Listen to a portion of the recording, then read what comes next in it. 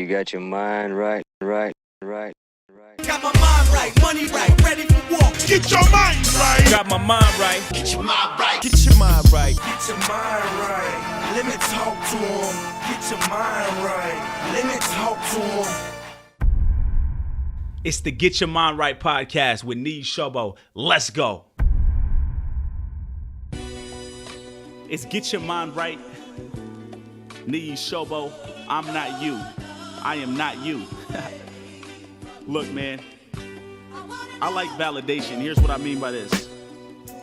One of the reasons why I read, when you've decided on what you want to be, right, and you've never been there before, a lot of times you're confused about what to do next. And a lot of times you're confused as to whether or not you're even doing the right things. If you had just started lifting weights, you're going to be like, shoot, am I doing this the right way? I don't know if I'm squatting right. I don't know if I'm going to see the results I want.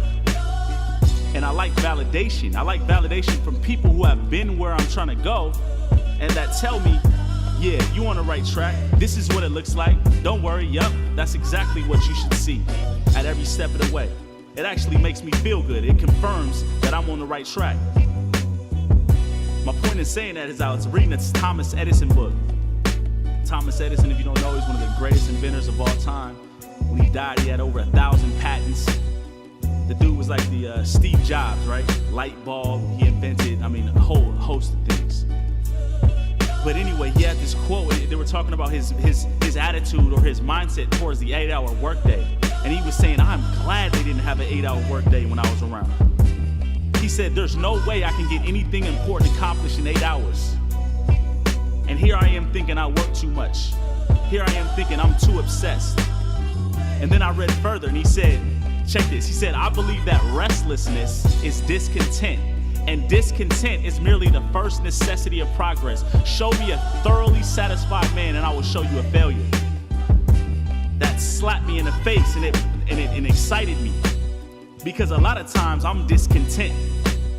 I'm not happy with the way things are. I'm trying to figure out a way. I'm restless, trying to figure out solutions to problems, trying to figure out how I can create new things. How can I get to people on an even deeper level? How can I impact more people?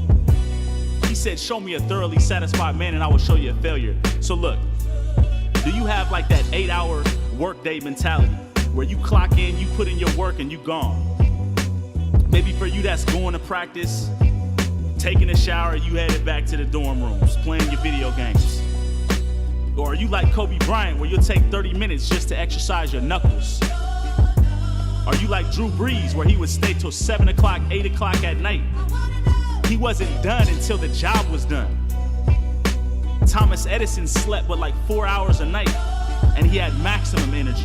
He said getting 8 hours of sleep is overrated. Thomas Edison was a beast. Are you going to be the Thomas Edison of your sport? Are you going to do work as many hours as necessary to do what you got to do? Are you going to be okay with being restless, with not having the solutions and thinking about them, writing things down, keeping a notepad by the side of your bed because answers pop up in the middle of the night? Or are you going to be a thoroughly satisfied man and be what he calls a failure? He said, show me a thoroughly satisfied man and I will show you a failure. That ain't what you'll read in no self-help book, right? Hey, but guess what? That's what you hear from Thomas Edison.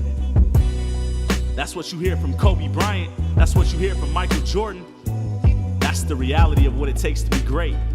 So you must adopt the Thomas Edison mentality. You must divorce yourself from this idea that you need to clock in X amount of hours and you'll somehow magically get your result. No. Top dogs are focused on results.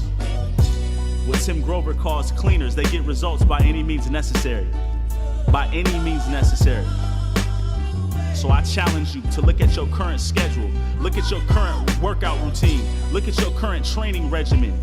Are you doing all that it takes? Honestly, are you exhausting all resources? Are you focused on getting a result? Are you absolutely oblivious to failure? You ignore failure because you keep going until you get what you want. That's your challenge, all right? That's how you can get your mind right. Get your mind right. Thomas Edison's mind was right. His mind was right. So let's get your mind right, all right? Let's go.